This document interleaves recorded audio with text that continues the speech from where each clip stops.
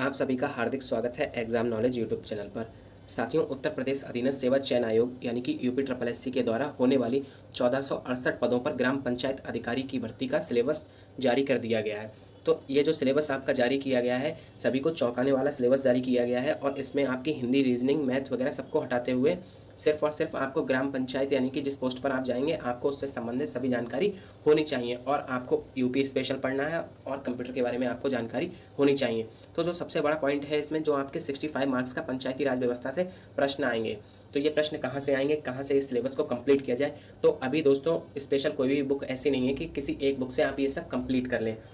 तो इसके लिए अभी आपको वेट करना पड़ेगा। मार्केट में बहुत जल्द इसके लिए स्पेशल बुक भी आ जाएगी।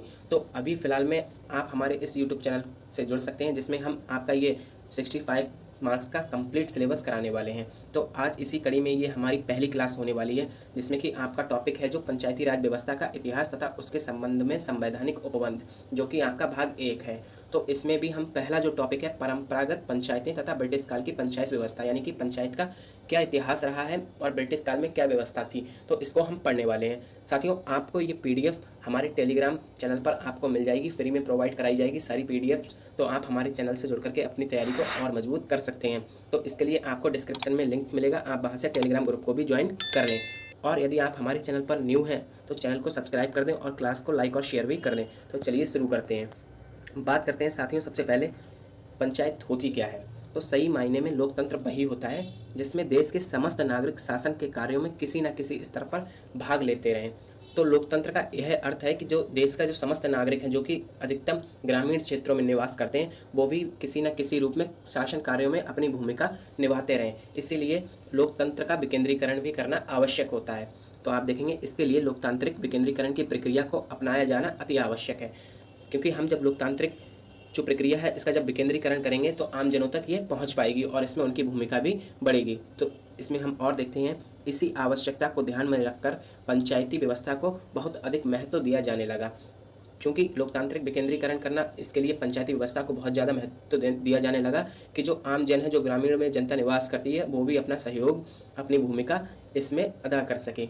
तो त्रिस्तरीय लोकतांत्रिक शासन व्यवस्था का सबसे निचले पायदान की स्थानीय स्वशासन की एक इकाई है पंचायत। तो देखिए, त्रिस्तरीय व्यवस्था जो है, शासन व्यवस्था है, इसमें जो सबसे छोटी इकाई है उसको बोलते हैं हम पंचायत। तो पंचायत क्या है ये आपको याद रखना है, महत्वपूर्ण है। त्रिस्तरीय शासन व्यवस्था की सबसे छोटी इकाई, सबसे निचली इकाई जो है उसे पंचायत कहते हैं। अब आपको पता है कि राज्य की बात करते हैं तो त्रिस्तरीय व्यवस्था राज्यों में लागू होती है। तो आपको पता है कि एक राज्य में बहुत सारे डिस्ट्रिक्ट होते हैं, तो सभी जिलों के लिए अब त्रिस्तरीय व्यवस्था में क्या आएगा, जिला। इसके बाद में जिले में भी क्या होता है, ब्लॉक। अब ब्लॉक में भी एक ब्लॉक में कई गांव आते हैं, कई ग्राम आते हैं। तो फिर इसके बाद आती है ग्राम, यानी कि ग्राम पंचायत। तो इसको कहते हैं त्रिस्तरीय व्यवस्था। तो आप देखेंगे कि जो सबसे निचला जो होता है वो है ग्राम पंचायत। तो इसी को बताया गया है कि सबसे निचली इकाई, सबसे नीचे की इकाई है वो है पंचायत। तो त्रिस्तरीय व्यवस्था में क्या है, जिला, ब्लॉक और ग्राम पंचायत। चलिए आगे देखते हैं। जो ग्रामीण क्षेत्रों में निवास करती है, तो जो जनसंख्या है अधिकतम वो किसमें, ग्रामीण क्षेत्रों में निवास करती है। लोक कल्याणकारी लोकतांत्रिक शासन व्यवस्था में लोगों के कल्याण को ध्यान में रखकर प्रायः सभी कार्यों का निष्पादन किया जाता है। तो लोक कल्याणकारी राज्य यानी कि लोकतांत्रिक जहाँ शासन व्यवस्था होती है, वहाँ पर जो सभी लोगों के कल्याण को ध्यान में रख करके कार्यों को किया जाता है, जिससे कि सभी जनता का, सभी लोगों का कल्याण हो सके। और ये लोग अधिकांश ग्रामीण क्षेत्रों में निवास करते हैं। तो आप सभी को पता है कि भारत की जो जनसंख्या है वो अधिकतम ग्रामीण क्षेत्रों में निवास करती है। इन्हीं लोगों के मूलभूत आवश्यकताओं की पूर्ति करने के लिए और शासन को ग्रामीण क्षेत्रों में स्थापित करने के लिए पंचायती राज व्यवस्था अर्थात स्थानीय स्वशासन की अवधारणा को विकसित करने की कोशिश प्राचीन काल से ही होती आ रही है। तो ये जो स्थानीय स्वशासन की जो प्रक्रिया है ये अभी से नहीं है, ये प्राचीन काल से ही होती आ रही है। हर काल में अपने अपने ढंग व रूप से कार्यान्वित होता रहा है। तो हर काल में अपने अपने हिसाब से इस पर कार्य होता रहा है।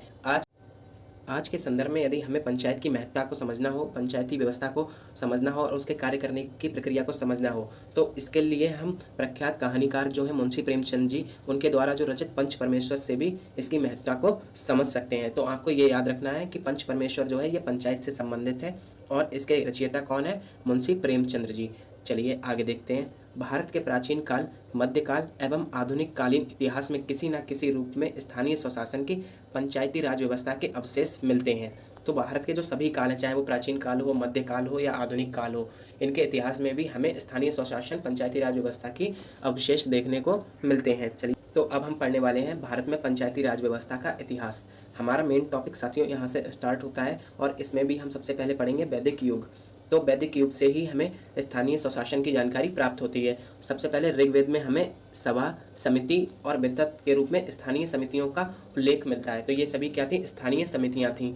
आप देखेंगे ये स्थानीय स्तर पर मौजूद लोकतांत्रिक निकाय या संस्थाएं थी। तो ये कैसी संस्थाएं थी? ये लोकतांत्रिक संस्थाएं थी, यानी कि लोगों के द्वारा चुनी जाने वाली ये संस्थाएं थी। तो राजा को कुछ कार्य करने के लिए इन संस्थाओं या निकायों की स्वीकृति प्राप्त करनी होती थी। तो यदि राजा को कोई भी कार्य करना होता था तो सबसे पहले राजा को इन सभी समितियों से स्वीकृति प्राप्त करनी होती थी। प्राचीन संस्कृत ग्रंथों में पंचायतन शब्द का उल्लेख मिलता है। तो आपसे पूछ लिया जाएगा कि प्राचीन ग्रंथों में किस शब्द का उल्लेख मिलता है, तो वो है पंचायतन शब्द का, जिसका तात्पर्य है कि एक आध्यात्मिक व्यक्ति को मिलाकर 5 व्यक्तियों का समूह, यानी कि एक आध्यात्मिक व्यक्ति और प्लस 4 अन्य व्यक्ति, इनका एक समूह होता था जिसको पंचायतन कहा जाता था। कुछ समय पश्चात इन समूहों में आध्यात्मिक व्यक्ति को स्थान देने की अवधारणा समाप्त हो गई। तो कुछ समय बाद क्या हुआ? जो आध्यात्मिक व्यक्ति था इसको स्थान देने की अवधारणा को समाप्त किया गया। और साथियों, आध्यात्मिक व्यक्ति यानी कि जिससे अध्यात्म का ज्ञान हो, ऐसे व्यक्ति को। चलिए आगे देखते हैं। तो अब हम देखेंगे महाकाव्य युग। महाकाव्य युग में आप देखेंगे रामायण और महाभारत युग में भी स्थानीय स्वशासन की संकल्पना के संकेत प्राप्त होते हैं। तो यानी कि हमें रामायण काल और महाभारत काल से ही स्थानीय स्वशासन के अवशेष मिलते हैं, उनके बारे में जानकारी प्राप्त होती है। रामायण काल में प्रशासन को 2 भागों में विभाजित किया गया था। तो रामायण काल में 2 भागों में प्रशासन था, एक था पुर और एक था जनपद। पुर को ही नगर कहते थे और जनपद को ग्राम कहा जाता था। राज्य में एक जाति पंचायत के अस्तित्व के संकेत भी मिले हैं। तो यानी कि जो रामायण काल था तो इसमें राज्यों में एक जाति पंचायत का भी हमें उल्लेख मिलता है, जिसमें कि जाति पंचायत यानी कि विशेष जाति द्वारा किसी एक विशेष व्यक्ति को निर्वाचित किया जाता था, जो कि निर्वाचित होने के बाद वह क्या होता था? वह राजा के मंत्रिपरिषद का सदस्य होता था। महाभारत के शांति पर्व में भी ग्रामों के स्थानीय स्वशासन से संबंधित पर्याप्त साक्ष्य मिले हैं।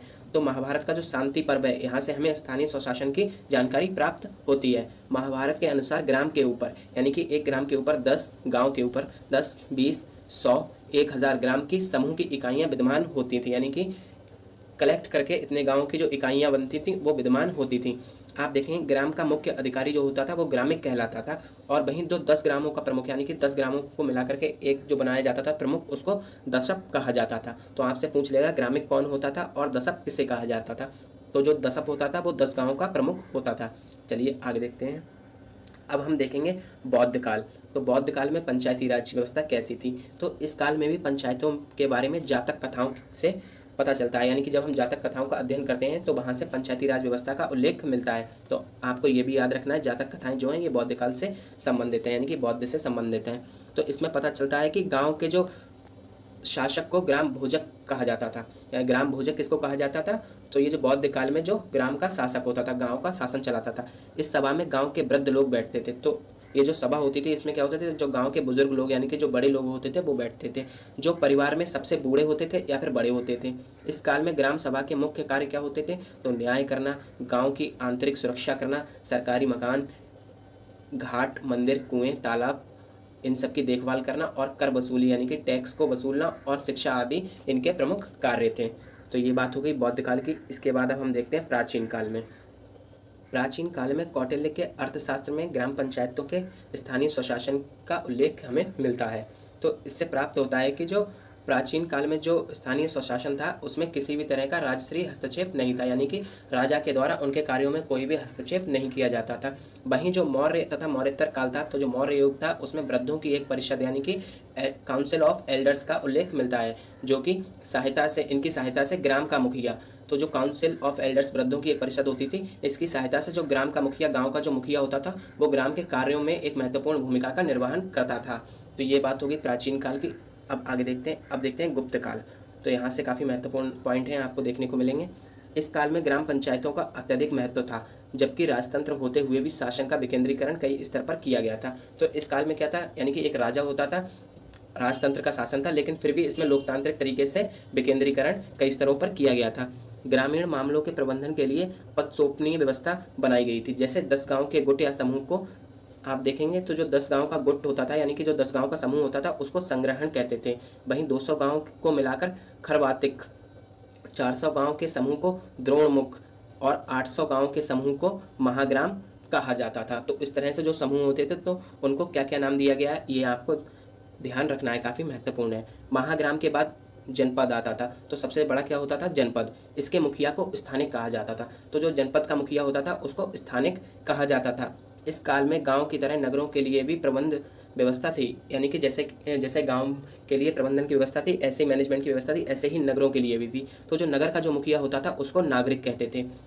और नागरिक जो था इसकी सहायता कौन करता था, गोप व स्थानिक। तो ये इनकी सहायता से नगर प्रबंधन यानी कि नगर का मैनेजमेंट देखता था और अपना प्रशासन करता था। उक्त प्रमुख की निर्वाचन गांव की जनता द्वारा संपन्न होता था। तो इनका जो निर्वाचन होता है वो किसके द्वारा होता था, गांव की जनता के द्वारा। तो ये चुने जाते थे, वोटिंग होती थी, ना कि ये किसी तौर पर नामित की मनोनीत किए जाते हों, ऐसा नहीं था। तो इनके लिए वोटिंग होती थी उस समय। तो चुनाव ताड़पत्रों पर उम्मीदवारों का नाम लिखकर उन्हें बर्तन में डाला जाता था। तो जो भी उम्मीदवार होते थे तो उनका नाम लिख करके बर्तन में डाला जाता था। इसके बाद इस बर्तन में से एक बालक द्वारा इन ताड़पत्रों यानी कि जो मतपत्रों को निकाला जाता था और इस पद्धति को कुटबोलाई पद्धति कहा जाता है। तो आपको ये पद्धति भी याद रखनी है, क्या कहा जाता था, कुटबोलाई पद्धति, जो कि गुप्त काल में वोटिंग की एक व्यवस्था थी। गुप्त काल के बाद के कालों में भी सुधारात्मक रवैया अपनाते हुए धीरे धीरे पंचायती राज सुदृढ़ होते चले गए, यानी कि इसके बाद जो व्यवस्था हुई वो और भी अच्छी होती चली गई। चलिए आगे देखते हैं। अब हम देखेंगे मध्यकाल। चलिए मध्यकाल के बारे में देख लेते हैं, मध्यकाल में कैसी व्यवस्था थी। तो मध्यकाल में स्थानीय स्वशासन के अनेक साक्ष्य प्राप्त होते हैं। जैसे कि सल्तनत काल के दौरान राज्यों को प्रांतों में विभाजित किया गया था। तो जो राज्य थे उनको प्रांतों में बांटा गया था और इसे विलायत के नाम से संबोधित किया जाता था, यानी कि जो प्रांत थे उनको विलायत कहा जाता था। ग्राम स्तर पर शासन के लिए 3 महत्वपूर्ण अधिकारियों का उल्लेख मिलता है। तो ये मध्यकाल से उल्लेख मिलता है। सबसे पहले जो था मुकद्दम, यानी कि मुकद्दम, इसको मुखिया कहा जाता था। तो जो मुखिया होता था वो मुकद्दम कहलाता था। इसका कार्य था, अधिकारी होता था ये जो प्रशासन के लिए, यानी कि ये प्रशासन की व्यवस्था देखता था। इसके बाद था पटवारी। तो ये जो पटवारी, जिसको आप आज के समय में लेखपाल के नाम से जानते हैं, तो जो ये पटवारी होता था ये क्या करता था, ये राजस्व संग्रह के लिए यानी कि टैक्स एकत्रित करता था। चौधरी, तो जो चौधरी होता था ये एक तरह का जज था जो कि पंचों की सहायता प्राप्त करके विवादों का समाधान करता था। तो ये मध्यकाल में थे। मध्यकाल में जब भारत में मुगल शासन स्थापित था तब जातिवाद और सामंतवादी व्यवस्था के कारण ग्रामीण स्वशासन को विशेष आघात लगा। तो जब मध्यकाल आया और जब उसमें मुगल शासन आया तब क्या था, जातिवाद जो व्यवस्था थी और सामंतवादी व्यवस्था के कारण क्या हुआ, तो जो ग्रामीण स्वशासन था यानी कि जो ग्रामीण पंचायती राज व्यवस्था थी उसको आघात लगा और वो धीरे धीरे नष्ट होने लगी। इनके कारण ग्रामीण स्वशासन प्रणाली धीरे धीरे नष्ट होने की ओर अग्रसर होते हुए नष्ट हो गई। तो मुगल काल में क्या हुआ, धीरे धीरे ग्रामीण स्वशासन प्रणाली को नष्ट कर दिया गया। यह उल्लेखनीय है कि मध्यकाल में स्थानीय ग्राम प्रशासन में स्त्रियों की भागीदारी का कोई भी उल्लेख प्राप्त नहीं होता है। तो मध्यकाल में जो ग्रामीण व्यवस्था थी स्वशासन की, उसमें स्त्रियों की भागीदारी का कोई भी उल्लेख प्राप्त नहीं होता है। तो ये बात हो गई आपकी प्राचीन काल मध्यकाल की। अब हम बात करते हैं ब्रिटिश काल की। ब्रिटिश काल में कैसी पंचायती राज व्यवस्था थी उसको भी देख लेते हैं। 1786 में ब्रिटिश पार्लियामेंट के एक सदस्य थे लॉर्ड वर्क। तो आपको ये नाम याद रखना है। तो यह उस समय एक महाभियोग प्रस्ताव लेकर के आए थे। उस समय जो गवर्नर जनरल थे वॉरेन हेस्टिंग्स, इनके विरुद्ध में। और यह महाभियोग प्रस्ताव था भारत के गांव की परंपरागत एवं मजबूत व्यवस्था को तोड़ने को लेकर के। बाद में आगे चल करके जो ये गांव की व्यवस्था थी, इसी पर 1830 में जो गवर्नर जनरल थे मेटकॉफ, इन्होंने ब्रिटिश पार्लियामेंट को एक रिपोर्ट भेजी और उसमें लिखा, भारतीय ग्राम समुदाय छोटे छोटे गणराज्य हैं जो पूरी तरह आत्मनिर्भर हैं। तो छोटे छोटे गणराज्यों में बटे हुए हैं और ये पूरी तरह आत्मनिर्भर हैं, ये किसी पर भी डिपेंड नहीं है और अपने लिए आवश्यक सामग्री की व्यवस्था कर लेते हैं। यह सभी प्रकार के बाहरी दबावों से मुक्त है, यानी कि इनके ऊपर किसी और राजा का या शासन का कोई दबाव नहीं होता था। इनके अधिकारों और प्रबंधों पर कभी कोई हस्तक्षेप नहीं हुआ, यानी कि इनके जो भी अधिकार होते हैं और जो इनका मैनेजमेंट होता है उस पर कभी भी कोई भी बाहर से हस्तक्षेप नहीं हुआ। एक के बाद एक साम्राज्य आते गए, क्रांतियां एवं परिवर्तन हुए, पर हिंदुस्तानी ग्राम समुदाय की पंचायत व्यवस्था उसी तरह बनी रही। तो ये जो उस समय तत्कालीन गवर्नर जनरल थे मेटकॉफ, उनके द्वारा भेजी गई रिपोर्ट में ये शब्द लिखे गए थे भारत की ग्रामीण व्यवस्था के बारे में। इसके बाद आप देखेंगे तो जो भारत के वायसरॉय थे लॉर्ड मेयो, तो इन्होंने जो प्रशासनिक दक्षता लाने के लिए शक्तियों के विकेंद्रीकरण की जरूरत महसूस हुई। तो प्रशासनिक में सुधार लाने के लिए इनको क्या हुआ, शक्तियों का विकेंद्रीकरण करने की जरूरत इनको महसूस हुई और वर्ष 1870 में शहरी नगर पालिकाओं में निर्वाचित प्रतिनिधियों की अवधारणा शुरू हुई। तो शहरी नगर पालिकाओं में निर्वाचित प्रतिनिधियों की अवधारणा कब शुरू हुई? वर्ष 1870 में। चलिए इसके बाद आगे देखते हैं जो बदलाव हुए। इसके बाद अधिनियम आया बंगाल चौकीदार अधिनियम 1870। तो इसमें आप पंचायती राज व्यवस्था के बारे में देखेंगे। बंगाल में पारंपरिक गांव पंचायती प्रणाली की शुरुआत 1870 के बंगाल चौकीदार अधिनियम में हुई। इस चौकीदार अधिनियम ने जिला मजिस्ट्रेट यानी कि डीएम को गांव में मनोनीत सदस्यों की पंचायत स्थापित करने के लिए सशक्त किया। तो इस अधिनियम के बाद जो डिस्ट्रिक्ट मजिस्ट्रेट होता था वो गांव के सदस्यों को मनोनीत कर करके पंचायत स्थापित कर सकता था। तो ये आपको याद रखना है एक्ट। और इसके बाद आता है रिपन रेजुलेशन 1882। इसको भी देख लेते हैं। तो ब्रिटिश काल में 1880 से 84 के मध्य लॉर्ड रिपन का कार्यकाल पंचायती राज का स्वर्णकाल माना जाता है। तो ये 1880 से लेकर के 1884 तक लॉर्ड रिपन का कार्यकाल रहा। और आपको ये याद रखना है कि इनके कार्यकाल को भारत में पंचायती राज प्रणाली का स्वर्णकाल माना जाता है। वर्ष 1882 में रिपन ने स्थानीय स्वशासन संबंधी प्रस्ताव देकर स्थानीय निकाय को बढ़ावा देने का कार्य किया। इसलिए लॉर्ड रिपन को भारत में स्थानीय स्वशासन का जनक माना जाता है। तो भारत में स्थानीय स्वशासन का जनक किसको माना जाता है? लॉर्ड रिपन को। ये भी आपको याद रखना है, काफ़ी महत्वपूर्ण है, बार बार आपकी परीक्षा में पूछा जाता है। तो लॉर्ड रिपन को स्थानीय स्वशासन का जनक कहा जाता है। स्थानीय सरकारों के विकास में 18 मई 1882 एक अहम दिन साबित हुआ। इसने बहुमत में निर्वाचित गैर सरकारी सदस्यों का एक स्थानीय बोर्ड प्रदान किया, जिसकी अध्यक्षता एक गैर सरकारी अध्यक्ष को सौंपी गई। इसे भारत में स्थानीय लोकतंत्र का मैग्ना कार्टा माना जाता है। तो जो ये रिपन का रेजुलेशन आया 1882 में, इसको भारत में स्थानीय लोकतंत्र का लोकतांत्रिक मैग्ना कार्टा कहा जाता है। तो ये भी आपको याद रखना है। इसके बाद देखते हैं, आप देखेंगे मॉन्टेग्यू चेम्सफोर्ड 1919 एवं भारत सरकार अधिनियम 1935 के सुधार के दौरान पंचायती राज व्यवस्था। मॉन्टेग्यू चेम्सफोर्ड 1919 के अनुसार जितनी हो सके स्थानीय निकायों को ज़्यादा से ज़्यादा स्वतंत्रता मिलनी चाहिए। तो उस एक्ट में कहा गया जितनी हो सके अधिक से अधिक इन स्थानीय निकायों को स्वतंत्रता मिलनी चाहिए। इसके बाद 1925 तक 8, तो ये आपको याद रखना, 1925 तक 8 प्रांतों ने ग्राम पंचायत एक्ट पारित कर दिया था। भारत सरकार अधिनियम 1935। तो भारत सरकार का जो अधिनियम आया 1935 ब्रिटिश काल में पंचायतों के विकास में एक और महत्वपूर्ण मंच के रूप में माना जाता है। हालांकि ब्रिटिश सरकार गांव स्वायत्तता के हित में नहीं थी। तो ब्रिटिश सरकार इसके हित में नहीं थी, लेकिन वो भारत में अपने शासन जारी रखने के लिए ऐसा करने के लिए मजबूर थी। तो यानी कि वो मजबूर हो गई थी भारत में अपना शासन जारी करने के लिए, तथा इसके अलावा वित्तीय आवश्यकताओं को पूरा करने के लिए इसका अस्तित्व में होना ज़रूरी था। तो यानी कि जो वित्तीय आवश्यकताएं हैं उनको जो पूरा करने के लिए इस तरह का विकेंद्रीकरण होना आवश्यक था। आगे देखते हैं। इसके बाद आप देखेंगे तो ब्रिटिश काल में जो भारतीय महानायक थे लाल बाल पाल, तो इनको लाल बाल पाल के नाम से जाना जाता है। लाला लाजपत राय, बाल गंगाधर तिलक और बिपिन चंद्र पाल। तो ये इसके अलावा सुभाष चंद्र बोस, दादा भाई नौरोजी ने स्थानीय स्वशासन की मांग करते हुए विभिन्न आंदोलन किए। रविंद्रनाथ टैगोर ने 1920 में, तो ये आपको याद रखना, रविंद्रनाथ टैगोर ने 1920 में शांति निकेतन में ग्रामीण सुधार की दशा में ग्रामीण विकास एवं बाल शिक्षा का कार्यक्रम प्रारंभ किया। तो किसने किया था ये? रविंद्रनाथ टैगोर ने 1920 में शांति निकेतन में। राष्ट्रपिता एवं स्वतंत्रता के महानायक महात्मा गांधी ने सन 1932 में सेवाग्राम में ग्रामीणों के स्वावलंबन के लिए अनेकों योजनाओं का सूत्रपात किया।